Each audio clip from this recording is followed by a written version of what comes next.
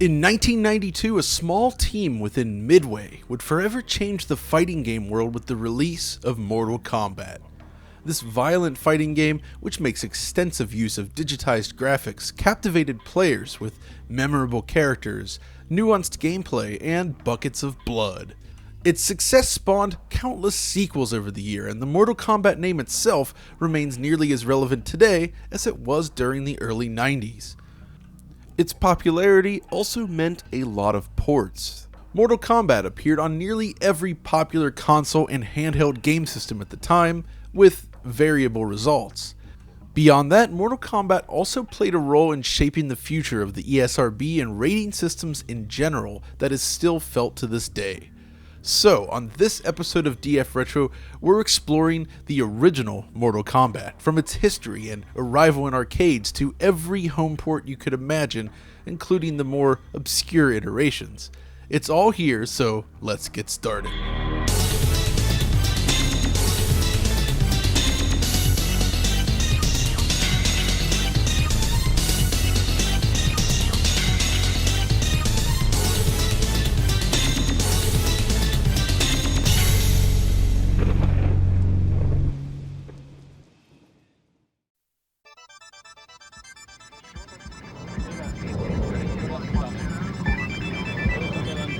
Rewind with me back to the early 90s. The arcade scene, though cooling a tad, still brought many players to amusement centers around the world. Classics from the previous era, such as Pac-Man, made way for new games and new genres. Driving games, flying games, platformers, shooters, and the like all did well, but one of the most popular genres was, of course, the belt-scrolling brawler. While not the first, the arrival of Double Dragon in 1987 kicked off a golden period of sorts when the brawler was the most popular style of arcade game around. And one of the most popular titles was the original Final Fight from Capcom, a game which first started life as Street Fighter 89. And this is important as the original Street Fighter, released in 1987, was a one-on-one fighting game, and even by that point it was nothing new. Yet this style of game had never truly found the same level of popularity as many others. And while Final Fight was a very different game, the original Street Fighter was popular enough to warrant a sequel, one that would once again tackle the one-on-one fighting genre. Street Fighter II arrived in 1991 and promptly changed everything. It quickly became one of the most popular and successful arcade games of all time, and everyone wanted a piece. Street Fighter II is the point in which the one-on-one fighting game genre became a phenomenon, and its legacy would influence the industry forever. As a consequence of its success, it wasn't long before other developers started working on their Street Fighter II killers. But of course, no matter what you were playing in the arcade at this point, chances are it was a game developed in Japan. Companies such as Capcom, Konami, Namco, Taito, and Sega dominated the arcade space during the early 90s. And then there's Midway. Based in Chicago, Midway was a developer with a rather convoluted past, but they were one of the primary American-based developers producing arcade games and pinball machines. On the arcade front, Midway made a name for itself under the guiding hand of Eugene Jarvis with the legendary Defender, but by the mid-80s, things had slowed to a crawl with minimal new releases. The competition wasn't doing much better either, with most Western developers at this point focusing more on computers and consoles rather than arcade development. That doesn't mean it stopped altogether. Slowly but surely, Midway started to find its new footing, one firmly rooted in pop culture and cinema. Games such as Rampage were clearly inspired by the likes of King Kong and kaiju flicks, while 1990's Smash TV borrows themes from films such as The Running Man and RoboCop. And this is where Mortal Kombat comes into focus. It started as an experiment between friends John Tobias, Rich DeVizio, and Daniel Pessina. They filmed themselves performing martial arts moves and came up with an idea for a game before pitching it to Midway. Ed Boon wasn't convinced by the initial pitch, but did like the idea of a fighting game. After all, Street Fighter II was huge. So Ed suggested approaching actor and martial artist Jean-Claude Van Damme to bring some star power to the mix. The idea was inspired by films such as Van Damme's Bloodsport, which focused on an underground tournament bringing together martial artists from around the world. With this in mind, Mortal Kombat started out life as Kumite, inspired by those battles. Unfortunately, Van Damme declined the project, forcing the team to rethink the concept from scratch. John Tobias came up with an original story, initially focused on two characters, Yoshitsune and Mike Grimm, as they travel to Shanglao's island to fight in a tournament to save the world. Even without a license though, Mortal Kombat's eventual designs, like earlier Midway properties, can be traced back to various films and pop culture icons of the time. While on the surface Johnny Cage appears to have been inspired by Jean-Claude Van Damme, it's actually the comic book character Iron Fist that had more of an impact on his design. Raiden and Shang Tsung both take direct inspiration from John Carpenter's Big Trouble in Little China. Similarly, Liu Kang wears an outfit nearly identical to Bruce Lee in the final chapter of Way of the Dragon, while Scorpion and Sub-Zero take inspiration from various low-budget ninja flicks of the time. And all of these characters would appear more realistic within the game than any other fighting game on the market, thanks to the digitization process where actors were filmed, their images digitized onto a computer, and frames from those scenes used to build keyframes for each character. Now, Mortal Kombat was certainly not the first example of digitized characters. After all, games like Atari's Pit Fighter, which had released 2 years prior, demonstrated the same technique in action. But Pit Fighter and eventually Guardians of the Hood both failed to do it justice. Technically it works, but the selected keyframes used for animations always wind up looking rather awkward. The games just don't have that same impact as Mortal Kombat. To create these new characters then, the crew assembled in a small, cluttered filming space in costume. The cast was made up of friends of the team, including Daniel Pesina, who would play Johnny Cage, and the three ninjas. In fact, this behind-the-scenes footage here was originally released by Daniel Pesina, who's still active in the Mortal Kombat community today, and of course still practices martial arts.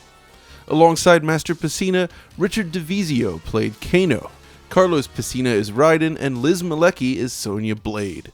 The team also recruited actor Hosung Pak to play Liu Kang. Together, the team performed a wide range of movements for the game.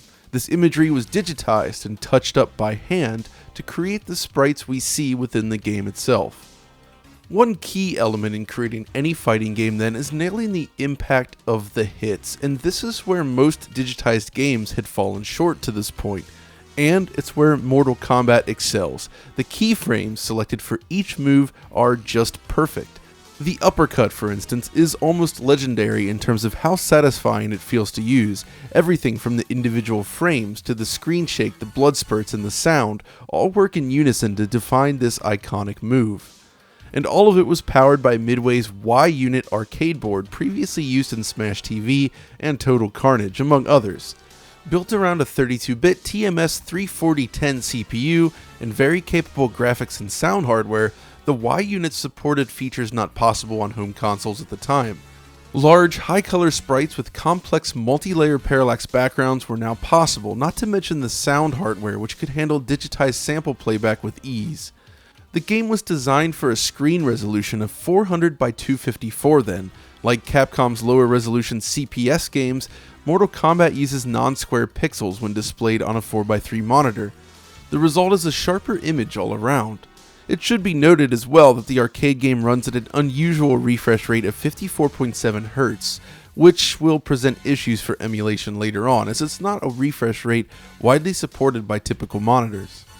Development was completed relatively quickly by effectively a 4-man team.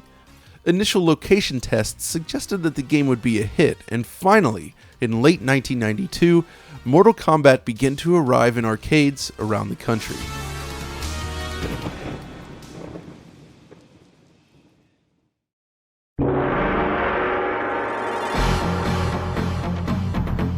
When Mortal Kombat hit the arcade scene, word of mouth began spreading rapidly. There's no doubt the game was a huge deal in arcades at the time. Clearly, the violence played a role in its allure, but I think it goes deeper. Firstly, in 1992, the arcade is where you went to experience cutting-edge visuals, and while many games were making the jump to basic 3D, Mortal Kombat's digitized sprites were rather impressive for 1992. The quality, number of colors, and size of the sprite work was exceptional, and it really looked unlike anything else out there. Then there's the gameplay itself. Mortal Kombat is a simple yet nuanced fighting game. It lacks the depth of, say, Street Fighter 2, but it feels great to play, and learning how to wield the relatively limited moveset was a lot of fun. But it was the fatalities and especially the secrets that kept people coming back. The game was great about teasing lore, other characters, and all of its special moves. It's the kind of thing that kept people talking about Mortal Kombat in the playground. Discussion was centered primarily around Reptile. This mysterious third ninja would appear every 6 matches, dropping hints along the way. Rumor was if you performed very specific actions, you could engage him in battle. Unlike the EGM April Fool's joke with Shen Long for Street Fighter 2, Reptile did exist. To fight him, you needed to make your way to the pit. If a shadow flies by the moon, don't block, win both rounds without taking any damage, then end the round with a fatality. These extremely specific circumstances were extremely difficult to discover, and pulling it off required some serious skill as well. This led to crazy speculation among fans at the time, and continued to drive people to the arcade. So yeah, it was a big deal, which is why it should come as no surprise that home versions were quickly planned for release. Midway knew the home consoles were a big deal, and they wanted to start bringing more of their games to these platforms. Acclaim was selected as the publisher for this deal, and it was decided to produce multiple versions of the game for all major platforms at the time. Unlike multi-platform games of today, however, these ports would be crafted separately by different developers around the world for each specific platform. Utah-based Sculptured Software was selected to handle the Super NES conversion. Probe Software in the UK would develop the Genesis/Mega Drive versions along with the Game Boy version, while Arena Entertainment would apparently tackle the Game Gear and Master System iterations. We'll explore all these versions in detail very shortly. On the marketing side, Acclaim poured a ton of money into promoting the game's release, centered around Mortal Monday, a campaign similar to Sega's own Sonic Tuesday that had celebrated the release of Sonic the Hedgehog 2 just 1 year prior. The campaign was spearheaded by television commercials.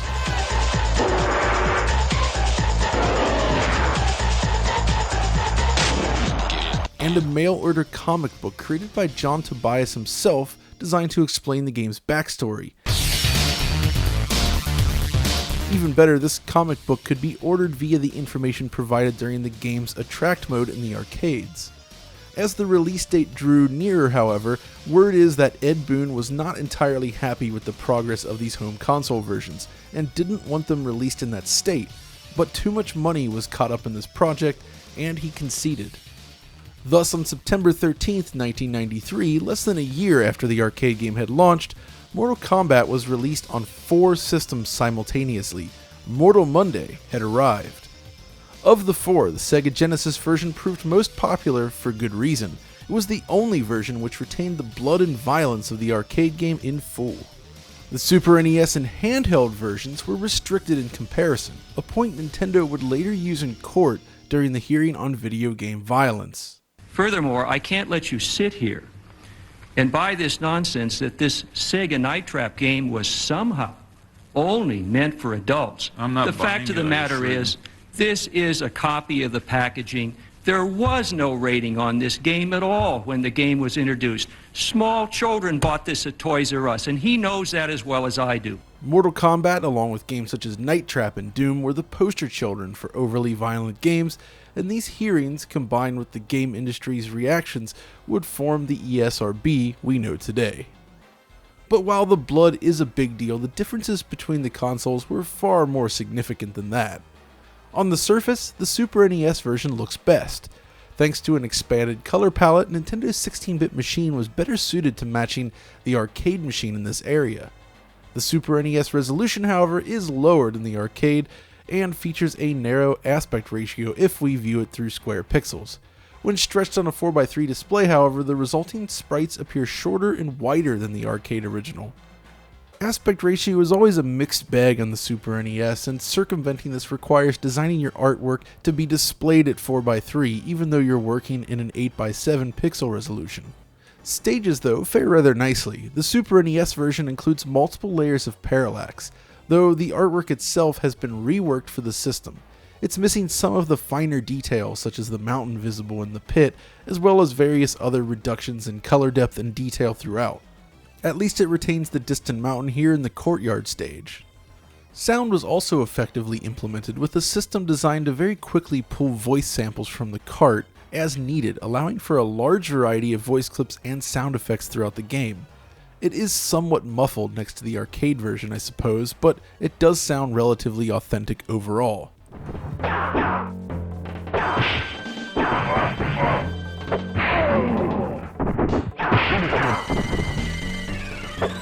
Excellent. Sub-Zero wins.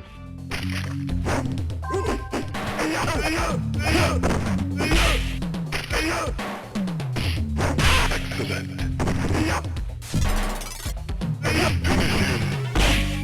Sub-Zero wins.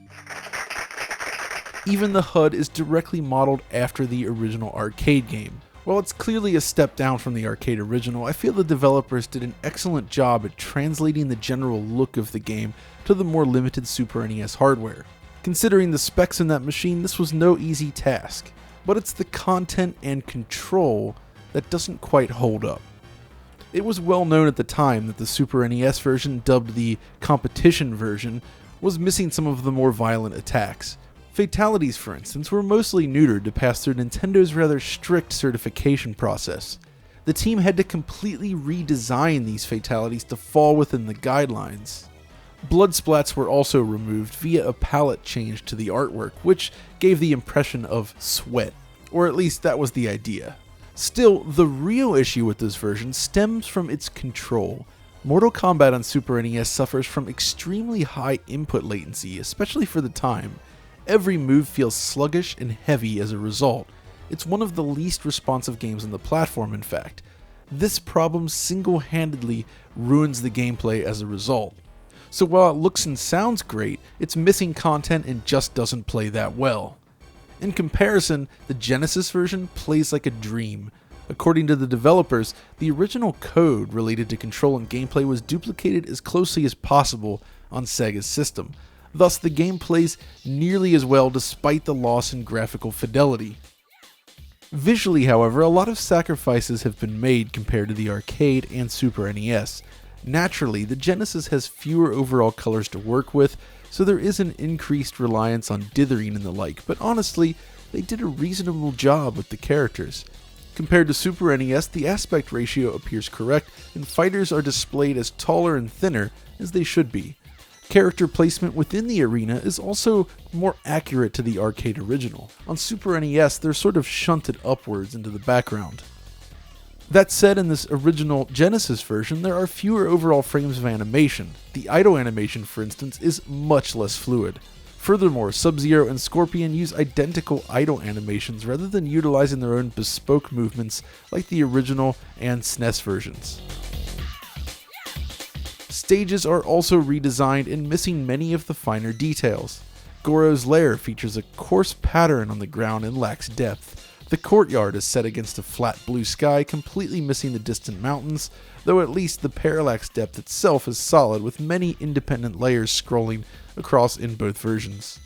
The audio is mixed. There's a reduction in voice samples and sound effect quality overall, with certain sound effects and voice clips simply cutting off during gameplay. On the flip side, the soundtrack was scored by Matt Furness and features unique remixes of each track exclusive to this version of the game. I feel it takes good advantage of the hardware. Here's how it stacks up between all three versions.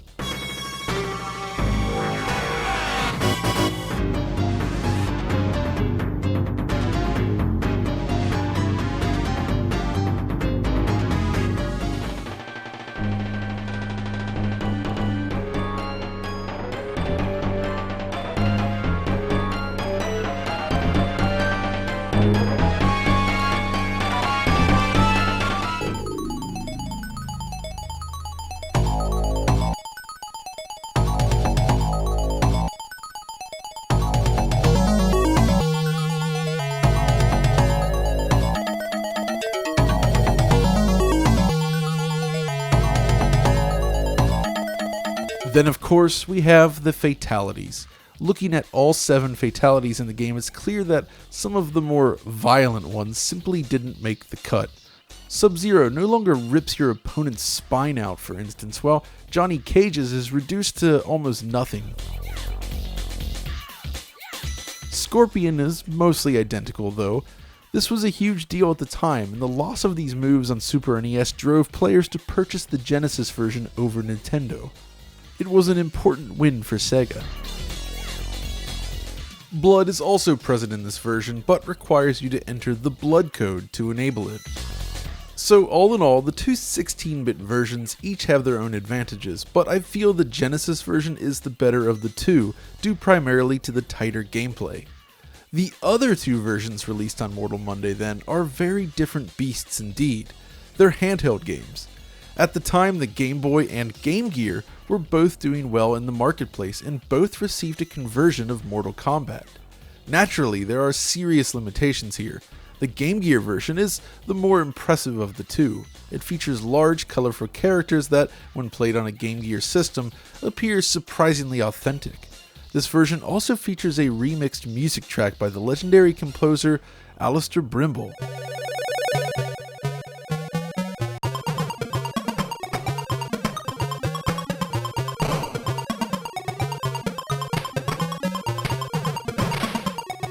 Two systems could be linked together, enabling one-on-one action. It all sounds great on paper. Problem is, all of this comes with some huge caveats. Firstly, the roster is reduced to just 6 characters. Kano and Reptile are absent from this version. There's just a single music track played throughout the game. And there's only 2 stages, the pit and Goro's lair.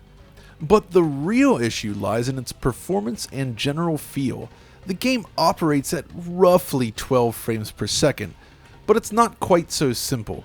You see, the game appears to alternate between sprite and background tile display for each character as it updates their position.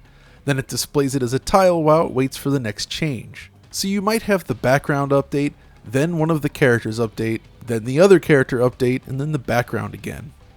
This is likely a workaround designed to allow larger characters and overcome the lack of sprite flipping capabilities on the hardware. At least, that's my best guess. Either way, it's a novel approach to working around a difficult problem. The thing is, this rather low frame rate means unresponsive control and sluggish animation. Everything moves in slow motion. Now, it still managed to gather a lot of fans back in the day, but I feel this is a relatively poor implementation of a fighting game on the platform. Game Gear really showed what it could do with games like Fatal Fury Special, which not only run great, but offer limited parallax background effects. Very impressive stuff.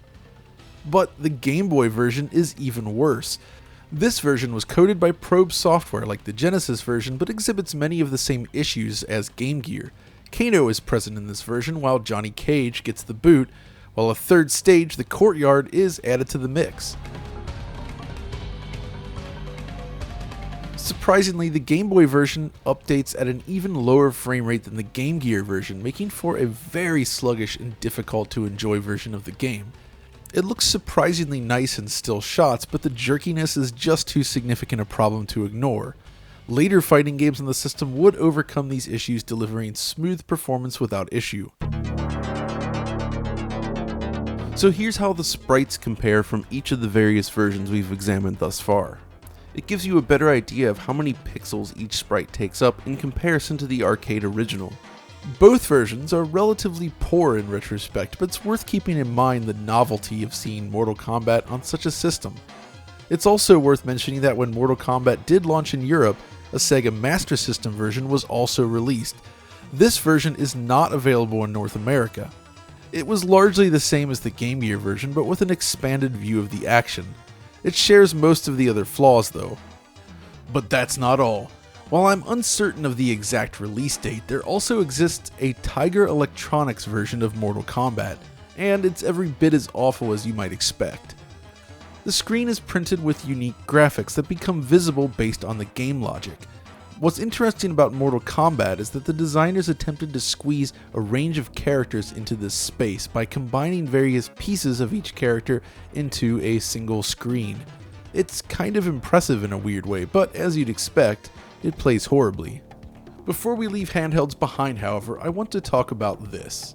The Atari Lynx was another handheld available during this time, but by '93 it was pretty clearly a failure, yet years later, the Lynx homebrew scene produced Mortal Kombat for the Atari Lynx.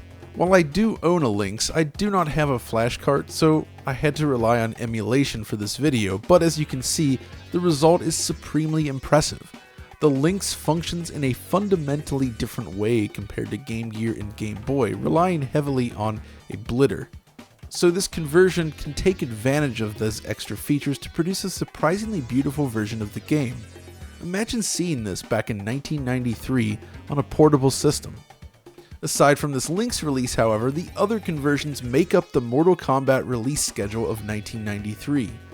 But it wasn't long until Mortal Kombat 2 arrived in arcades, cranking things up a notch. That doesn't mean that Midway and Acclaim were quite ready to retire the original Mortal Kombat just yet.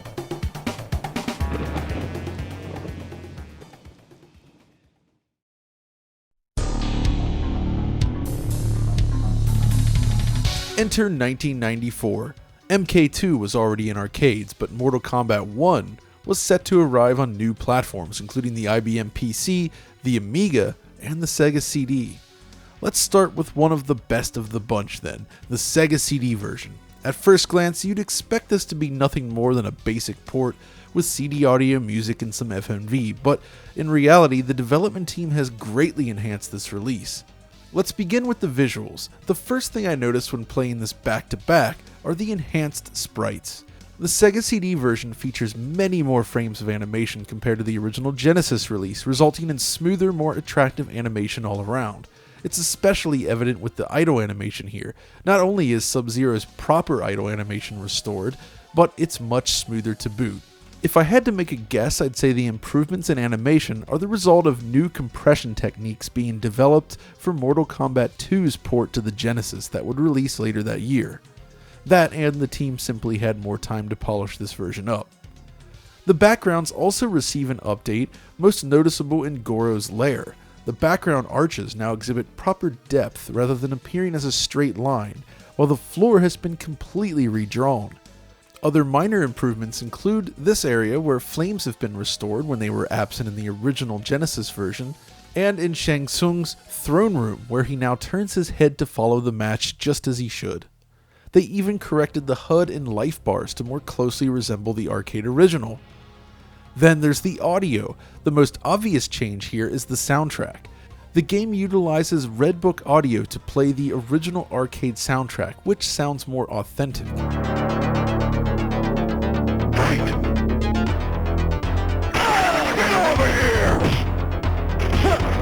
While there are more sound effects in general, and they all sound better.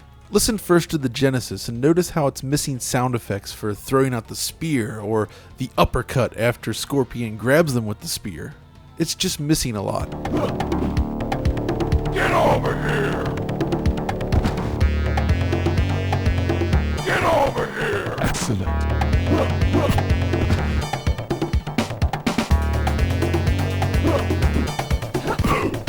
And now listen to the Sega CD version, which has all of these sound effects in place. Get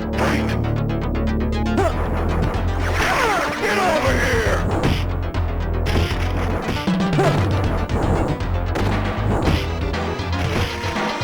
And here's Scorpion's fatality. Note the difference in the audio.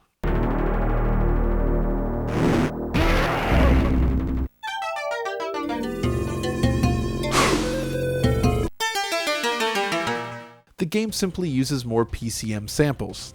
And yes, there is FMV. The Mortal Monday commercial extended version is used to start the game, which is something, I suppose. The Sega CD version also includes the video clips used during the Attract mode. The Genesis version only used still shots, while Super NES only features sprites, so this is a big step up and comparable to the arcade version. Together, this is easily the best playing console release of Mortal Kombat 1. It's snappy and solves many of the presentation issues with the initial Genesis release. Unfortunately, there are some drawbacks. On the minor side of things, the CD soundtrack plays out of order, which means the songs are not associated with the intended stages. It's not a huge deal for me personally, but it does hurt the authenticity a pinch. More noticeably are the load times. The game has a reputation for slow load times, but in reality, it's genuinely faster than I was led to believe. I think this opinion stems from those that had been playing on a cartridge, so yes, it's clearly slower compared to that, but compared to the type of loading we see today, it's a non-issue. At least until the final battle with Shang Tsung. This is where the game suffers most. You see, when Shang Tsung changes forms, the game needs to pause the music, go to track 1 to read the data, then restart the music. The result is a battle plagued with near constant pausing, which basically ruins the fight. Later CD-based Mortal Kombat games in PlayStation and Saturn would offer the option to disable morphing entirely, but that's not the case here. This is far and away the most significant problem with this version of the game. Even still, while those issues can be irritating, the rest of the package is solid, and I maintain that this is the best port of that era. It's certainly leagues beyond our next conversion, the Amiga release of Mortal Kombat. Developed by Probe, this version shares many of the elements with the original Genesis release, but is more limited overall. Now, the Amiga is kind of the oldest platform here to receive a conversion of Mortal Kombat, and the results are respectable when you keep that in mind. To put things into perspective, this is Street Fighter II on Amiga, which operates at an obscenely low frame rate while lacking much of the central gameplay. It's atrocious. This is the kind of competition that Mortal Kombat and Amiga was facing. So in terms of visuals then, most of the details have been pulled from the Genesis version, but with further reduction in terms of color and detail. Characters feature fewer frames of animation, and there's a reduction in color leading to ugly, blotchy looking sprites. Compared to the other sprites we've examined thus far, the Amiga is a step down overall. It lacks both animation frames like Genesis while appearing even less attractive overall. While we're on Sub-Zero, palette limitations become even more evident when using his freezing attack. Both the opponent and Sub-Zero himself change color to reflect being frozen. Backgrounds fare even worse. These too are based on the Genesis version but now lack parallax scrolling entirely, not to mention animation. These backgrounds are completely static and simply scroll left and right according to the action with no real depth. The overall quality is superior to Game Gear and Game Boy of course, but it's still a step back from other 16-bit versions of the game. In addition, the Amiga version features just one song during gameplay. It's a nice track, but it gets old rather quickly.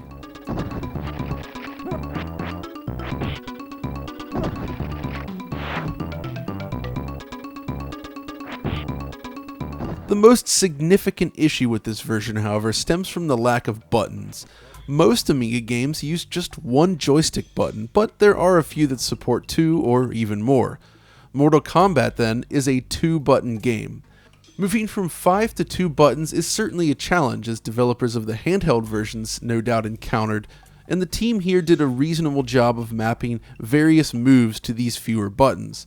It naturally falls short of other console releases, but it's not too bad. I did get a laugh out of the mouse control though. If you have a mouse plugged in, that serves as the second player's input device. Playing Mortal Kombat with a mouse is an interesting experience to say the least. On the positive side, the Amiga version features excellent sound effects and all voice clips. Get over here! The character bios are also present, complete with animation like the Sega CD version. This is a difficult port to judge then. Taken together, it's a poor version of Mortal Kombat, but when you consider the limitations of the platform, it could have been a lot worse. It's certainly not a showcase title for the system, but it gets the job done. Our next version though is a strange one, the MS-DOS PC release. To begin with, the release date on this is somewhat unclear. Early versions may have appeared in 1993, while others showed up in 94. I'm not entirely certain. Furthermore, according to this blog, there are 7 different versions of the game for DOS, including alpha and beta releases. For this video, however, I've decided to focus on 2 releases: the last floppy version and the later CD release. In terms of presentation, the DOS version is extremely well made, with visuals that come remarkably close to matching the arcade game. More colors, increased background detail, all the parallax layers, and excellent sprite work are part of the package. In fact, side by side, the visuals are nearly identical. The main difference stems from a decrease in overall resolution from 400 by 254 of the arcade to 320 by 200 on PC. That's not to say there aren't issues here. There is screen tearing during scrolling, and the scrolling itself isn't quite as fluid as other versions. Now for this video, I've captured the game directly from a real MS-DOS PC over VGA rather than relying on DOSBox. Like many DOS games, this game relies on a 70Hz output, which is problematic for DOSBox unless your monitor can support it. On a 60Hz display, you'll run into both screen tearing and judder, which isn't great, resulting in a less fluid version of the game. On a CRT at 70Hz though, it's not bad, though the screen tearing is rather distracting. At least the CD version runs slightly smoother than the earlier floppy releases, something to keep in mind. It's also worth remembering that Mortal Kombat was a huge step up from the older release of Street Fighter II for the PC, which is just a mess. One of the worst conversions of this era, honestly, though it was designed with 386 and slower 486 PCs in mind.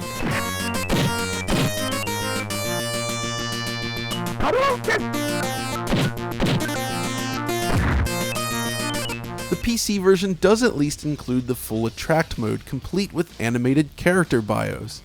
And of course, for completion's sake, here's Sub-Zero again, presented across different platforms. While the PC version doesn't quite feature the same pixel count as the arcade original, it's clearly the closest of the lot.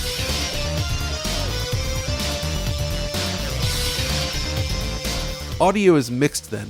The CD version, released in 1996 alongside Mortal Kombat 2, features renditions of the original arcade soundtrack. It has all the sound and all the music, but it's limited to 11 kHz or so. Even still, it's very close to the arcade original.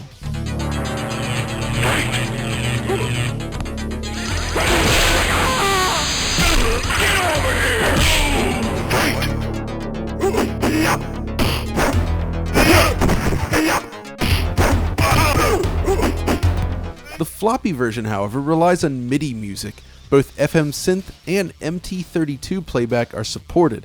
I specify MT32 as it doesn't work properly with later general MIDI capable devices. It just plays the wrong instruments and sounds awful.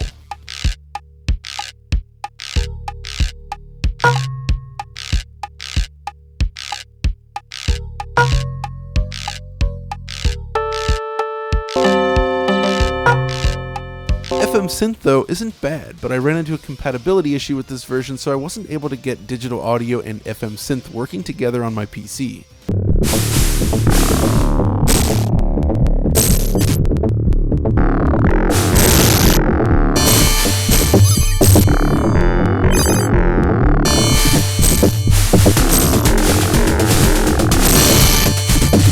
Control-wise, the PC version supports either a 4-button pad, two 2-button pads, the keyboard, or a combination of both. The main issue here is that the 4-button pad isn't enough on its own and requires an extra key combination to work properly.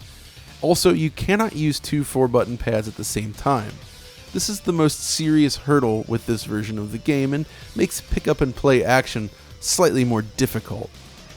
So yeah, the PC version is an interesting release. While the control issues are a little frustrating, this is clearly the most accurate port we've examined thus far. With a few more tweaks, it could have been near flawless, but that would have to wait for the PC version of Mortal Kombat 3. As for playing it today, well, it is sold on GOG, and that version does use the CD version, but it all runs through DOSBox, which means it's not going to appear as smooth as it could. The original CD, though, is somewhat difficult to come by, so I'm glad it's available on GOG.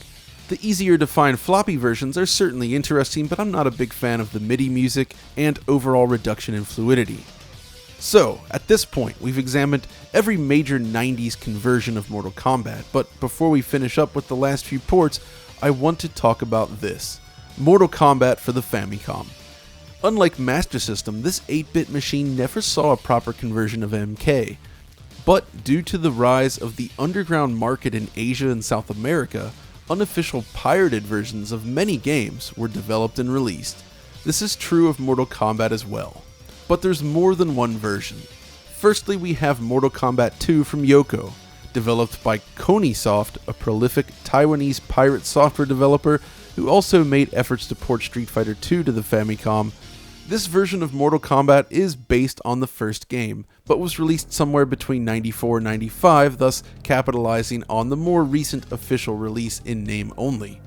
It uses a lot of assets from their Street Fighter II port and just isn't very good as a result, with limited sprite work and crude gameplay. It's exactly what you'd expect from a pirated Famicom release of that era. But the other version fares much better, Mortal Kombat 2 from Hummer Team. Hummer is one of the better known developers participating in the pirate scene back then, with some decent releases including Kart Fighter and Somari. Unlike Koni's version, Hummer based its designs on the original game's sprite work while modifying the controls to better fit the 2-button Famicom pad. The result is a smooth playing version of Mortal Kombat designed to take advantage of the platform. It plays significantly better than Game Boy, Game Gear, and Master System versions, in fact. It's an impressive port.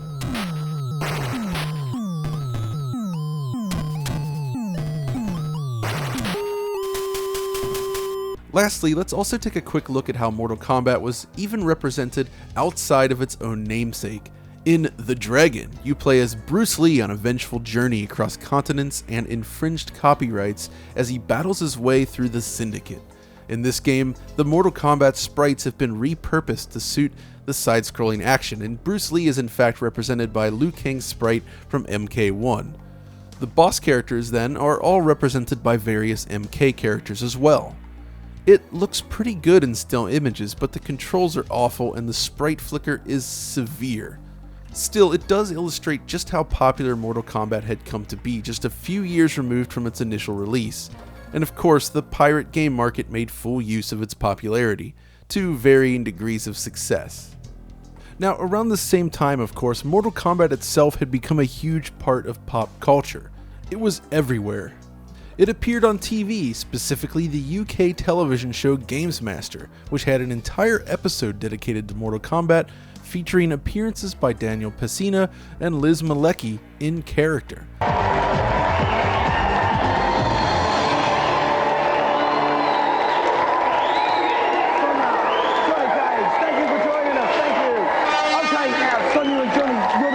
From the game, but can you play it?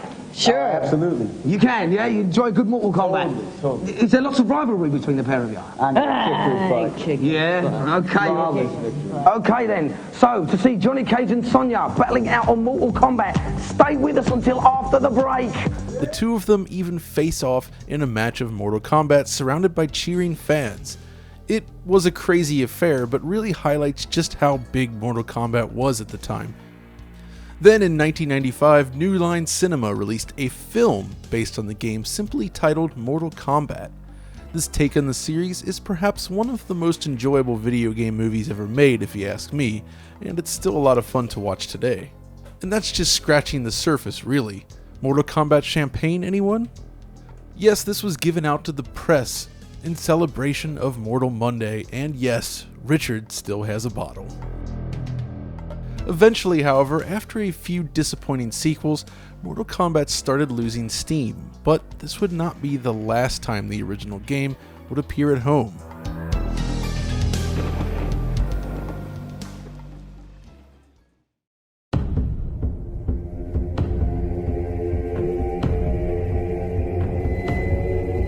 The year is 2004, more than a decade after the release of the original Mortal Kombat, but the series lives on. Mortal Kombat Deception is released, with a whole slew of crazy ideas and new concepts. It's perhaps the best of that era of Mortal Kombat, but included on a bonus disc with the PS2 version is an emulated version of the original arcade game. This is our next version and also perhaps the simplest one yet. That is, this is just an arcade game packaged up and playable on PlayStation 2. And on the surface this should be a great thing, but it has a few issues. Firstly, it displays only in 480i, with some sort of filtering enabled, leading to a soft, flickery looking image that honestly falls short of the original. That said, with these pseudo-realistic sprites, the softer look kinda works, so it's not that bad, but it's still not optimal. Secondly, there are glitches in this build, such as audio problems and slowdown, The second stage, for instance, features overly quiet music playback.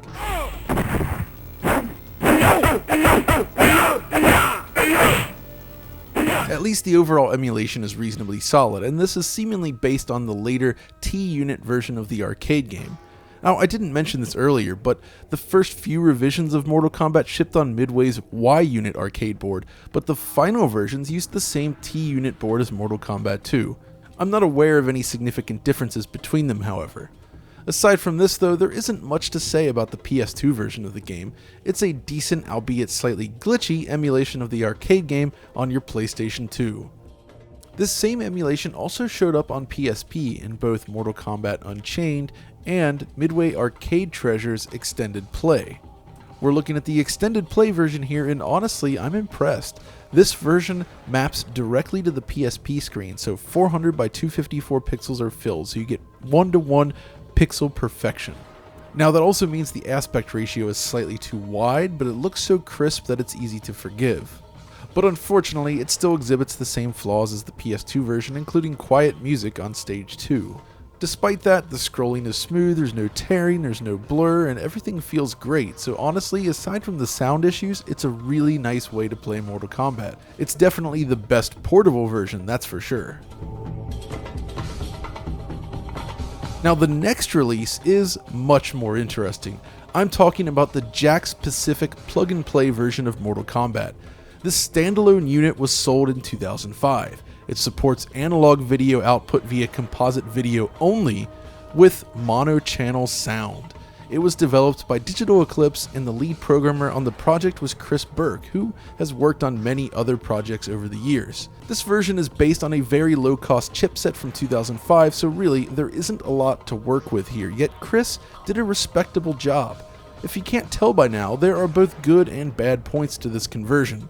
On the positive side, it features a wide color palette, nice looking characters, and background detail that mostly manages to match the arcade game. Animation is fluid, and all the moves seem to be present, including fatalities. It also has the voices and sound effects in place, plus the control itself is fast and responsive. It plays very well. But at the same time, this version is completely lacking any sort of parallax scrolling, kinda like the Amiga release. The backgrounds do scroll left and right, but it's just a single non-animated layer, which makes it feel as if you're playing against a simple bitmap image of the original background, rather than playing within the stage itself. Even the clouds in the pit are completely static. It just looks bizarre. Music playback is also rather underwhelming and tinny. Take a listen.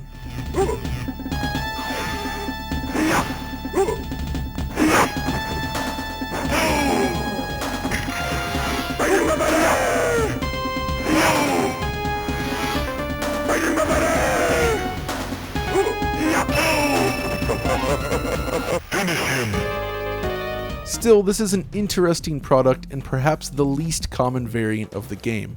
It's certainly not one you hear discussed often.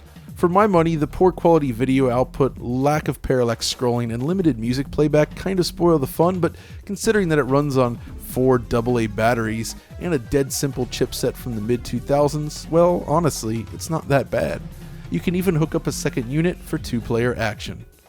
So yeah, it's interesting. It's just a shame that there is not a more accurate version of this product released at a later date.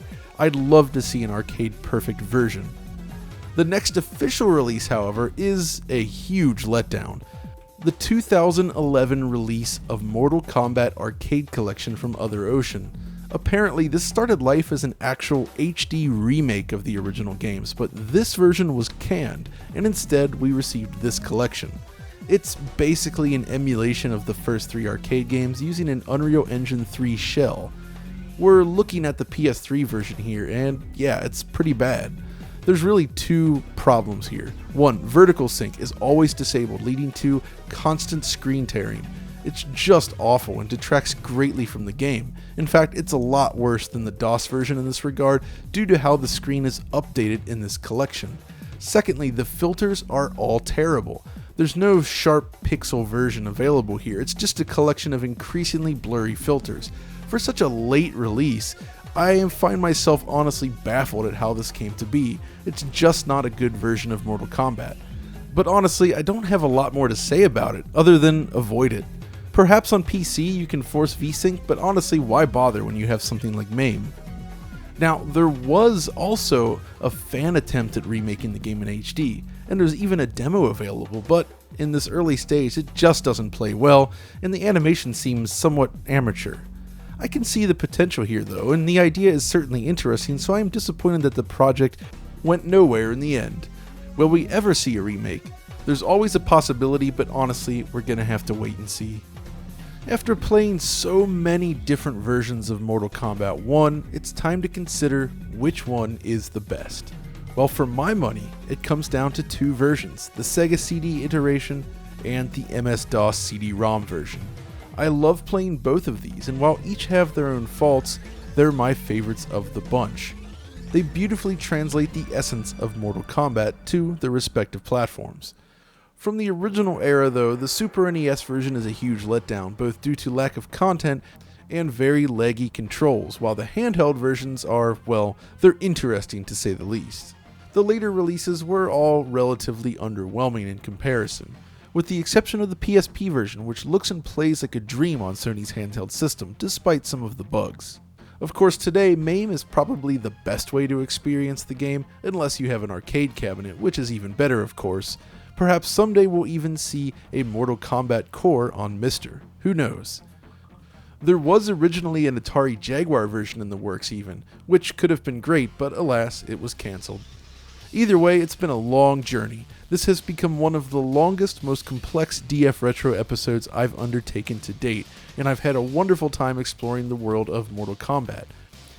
This is a game that forever changed the world of fighting games. It played a huge role in defining the age ratings on games in the United States, gave Midway the push it needed to survive for many years after, and it remains hugely influential today. That an American-made fighting game series could remain this relevant after all these years is testament to the amazing work poured into each game by the development team. But while the Mortal Kombat series will continue, this video must come to an end. Perhaps in the future we will explore the explosive sequel, Mortal Kombat 2, or even go beyond, but for now, that's gonna do it. I want to give a very special thanks to my friend Audie as well, who has made appearances on DF Retro many times, for his work on this video. His research and assistance in getting all the content I needed to make this video was essential. And as for you watching this video, thanks for making it all the way to the end. If you enjoyed it and want to see more DF Retro, let us know by liking this video, subscribing, and following us on Twitter. Your help keeps us going. But until next time, stay retro.